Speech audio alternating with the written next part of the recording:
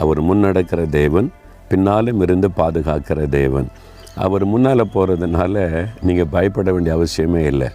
அவர் முன்னால் நடக்கிறார்னு வைத்துக்கொள்ளுங்க, எதை குறித்து கலங்க வேண்டியதில்ல. அவர் பார்த்து கொள்வார் எல்லாவற்றையும். அவரை தாண்டித்தானே எல்லாமே உங்ககிட்ட வர முடியும். அவர் தடைகளை நீக்கி போடுகிறவராய் முன்னடக்கிறார் என்று வேதம் சொல்லுகிறாரு.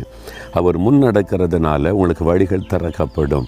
கர்த்தர் முன்னடந்ததுனால இஸ்ரவேல் ஜனங்கள் வழி நடந்து போக செங்கடல் 2ஆக பிளந்து வழிவிட்டது. அதிலே வழி உண்டானது. யோர்தான் நதி பிரிந்து நின்று வழிவிட்டது. எரிகோ மதில் தடையாக இருந்தது நொறுங்கி விழுந்து வழிவிட்டது. உங்கள் வாழ்க்கையில் செங்கடலை போல, யோர்தான் நதியை போல, எரிகோ முதலை போல தடைகள் காணப்படலாம். முன்னேறுவதற்கு நீங்கள் காரியத்தை செய்து முடிக்க தடைகளை சாத்தான் உண்டு பண்ணலாம். எல்லா தடைகளும் விலகும், காரியம் வாய்க்கும். காரணம் கர்த்தர் முன்னடக்கிறார், பின்னாலே பாதுகாப்பாக இருக்கிறார். கொரோனா 2வது முறை பரவுது, ஐயோ இந்த ஆபத்து, கொள்ள நோய் என்னென்னோ அறிவிக்கிறாங்களேன்னு பயப்படுறீங்களா? பாதுகாக்கிற ஒரு தேவன் இருக்கிறார். முன்னும் பின்னும் அவருடைய பிரசன்னம் இருக்கும்.